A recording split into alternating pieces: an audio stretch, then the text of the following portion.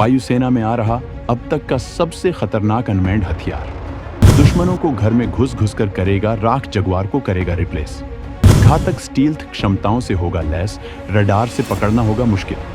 दोस्तों, भारत अपनी हवाई क्षमताओं को बढ़ाने के लिए ऐसे ऐसे घातक हथियार वायुसेना में शामिल कर रहा है जो पारंपरिक हथियारों से बिल्कुल अलग, आज की जरूरतों के मुताबिक अत्याधुनिक और एडवांस हैं। इसके अलावा इनमें खास बात यह भी है कि ये विशाल हथियारों की तुलना में किफायती भी हैं। अनमैन्ड व्हीकल एक ऐसा ही हथियार है जो किसी लड़ाकू विमान के मुकाबले काफी किफायती तो है ही, जबकि ये दुश्मन पर भयंकर हमला करने में सक्षम होते हैं। इसके अलावा इनकी खास बात यह भी होती है कि इनके जरिए हमला करने पर किसी पायलट की जान का खतरा नहीं रहता है। भारत के जगुआर लड़ाकू विमान अब रिटायर होने वाले हैं, जो 2035 तक पूरी तरह से रिटायर हो जाएंगे। इनकी कमी को पूरा करने के लिए भारतीय वायुसेना बेहद घातक अनमैन्ड व्हीकल को विकसित कर रही है, जो इतने घातक हैं कि इन्हें दुश्मन इंटरसेप्ट नहीं कर पाएंगे, जबकि ये घातक हथियारों से लैस होंगे जो प्रिसीजन अटैक करने की क्षमता रखेंगे। तो आइए जानते हैं इस घातक हथियार की तमाम क्षमताओं को जो जंग में पूरा गेम पलट देगा। ये अनमैन्ड व्हीकल लंबी दूरी तक सटीक हमला करने में होगा सक्षम। दुश्मन की सीमा के अंदर तबाही मचाने के लिए होगा कारगर हथियार। आज के आधुनिक युग में ऐसे हथियारों पर जोर दिया जा रहा है जिससे कि सैनिकों को खतरा कम से कम हो। अनमैन्ड व्हीकल एक ऐसा ही हथियार है। भारत के लड़ाकू विमानों के जखीरे में जगुआर विमान इस तरह के मिशनों में इस्तेमाल किए जाते थे, लेकिन 2028 से इन विमानों को रिटायर किया जा रहा है। ये काफी पुराने हो चुके हैं।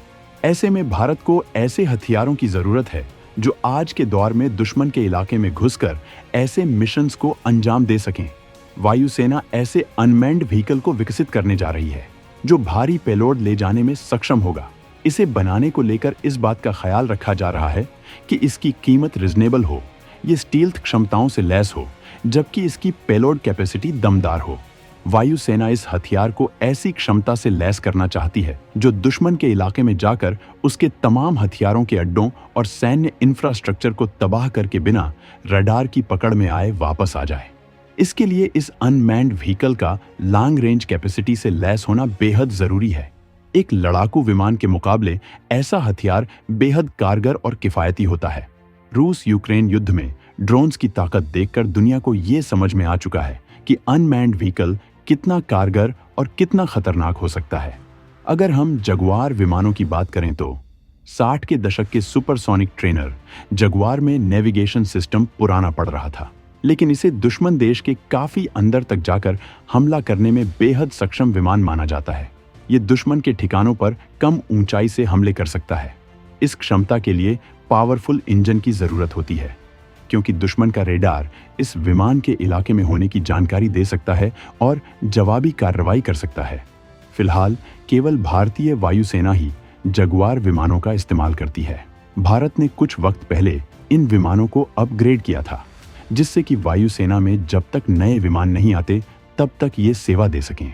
लड़ाकू विमानों को नए इंजन और हथियारों से अपग्रेड कर 15 से 20 साल इनकी लाइफ बढ़ाई गई है।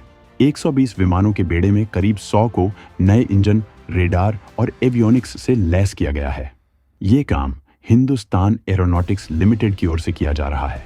इसके अलावा जगुआर विमानों को नई पीढ़ी की क्लोज कॉम्बैट मिसाइलों के साथ लैस किया जा रहा है। राफेल के पहले तक यह परमाणु हमला करने में सक्षम भारत का एकमात्र एयरक्राफ्ट था। जगुआर के रिटायर होने तक तेजस 2 विमानों की डिलीवरी हो जाएगी शुरू। तेजस का सबसे एडवांस वर्जन तेजस राफेल विमानों से भी है घातक। यूएवी के अलावा वायुसेना जगुआर की जगह तेजस 2 विमानों का भी इस्तेमाल करेगी, जो पूरी तरह से भारत का स्वदेशी विमान है। ये घातक मिसाइलों से लैस किया जा रहा है, जबकि इस विमान को अत्याधुनिक ड्रोन एवियोनिक्स और सॉफ्टवेयर से भी लैस किया जा रहा है।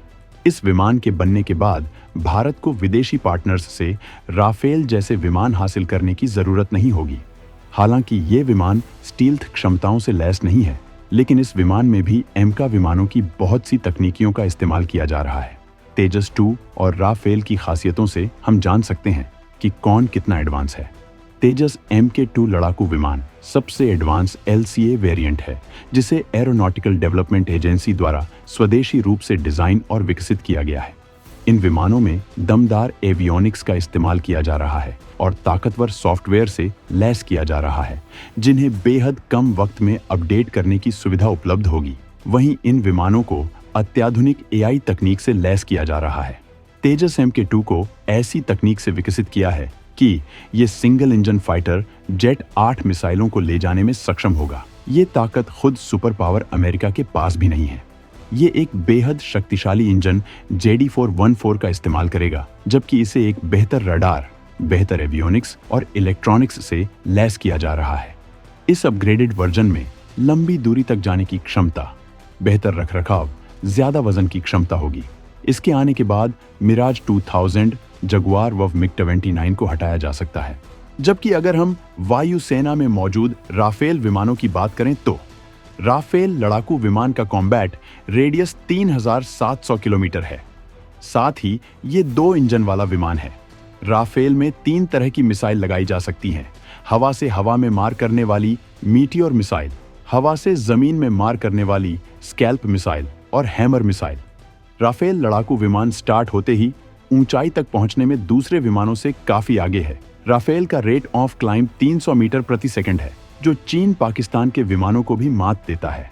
यानी राफेल 1 मिनट में 18,000 मीटर की ऊंचाई पर जा सकता है। लद्दाख सीमा के हिसाब से देखें तो राफेल लड़ाकू विमान फिट बैठता है। राफेल ओमनी रोल लड़ाकू विमान है। ये पहाड़ों पर कम जगह में उतर सकता है। इसे समुद्र में चलते हुए युद्ध पोत पर उतार सकते हैं। एक बार फ्यूल भरने पर यह लगातार 10 घंटे की उड़ान भर सकता है। ये हवा में ही फ्यूल को भर सकता है, जैसा इसने फ्रांस से भारत आते हुए किया भी था।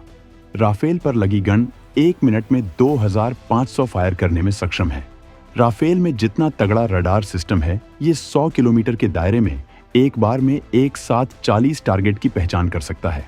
भारत को मिले राफेल लड़ाकू विमान करीब 24,500 किलोग्राम तक का भार उठाकर ले जाने के लिए सक्षम है। साथ ही 60 घंटे अतिरिक्त उड़ान की भी गारंटी है। राफेल में अभी जो मिसाइलें लगी हैं, वो सीरिया, लीबिया जैसी जगहों में इस्तेमाल हो चुकी हैं।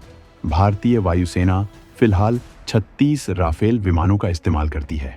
तेजस 2 विमानों की तमाम क्षमताएं अभी बाहर नहीं आई हैं, लेकिन कई वजहों से इन विमानों के आने में देरी हो रही है। जबकि इस वक्त में HAL इनमें घातक तकनीकियों को इनबिल्ट करता जा रहा है। तेजस 2 भारत के स्वदेशी तेजस का सबसे एडवांस लड़ाका है, जो एमका के साथ साथ ही डिलीवर होना शुरू होगा। मतलब एक स्टील्थ विमान और एक मल्टी रोल फाइटर जेट। इस तरह से भारतीय वायुसेना की ताकत में ताबड़तोड़ इजाफा हो जाएगा। जबकि इन विमानों के अलावा वायुसेना बेहद दमदार अनमैन्ड व्हीकल का भी इस्तेमाल करेगी। तो दोस्तों, भारतीय वायुसेना के इस नए हथियार की प्लानिंग और विमानों की ताकत पर आपका क्या कहना है, कमेंट में जरूर बताएं।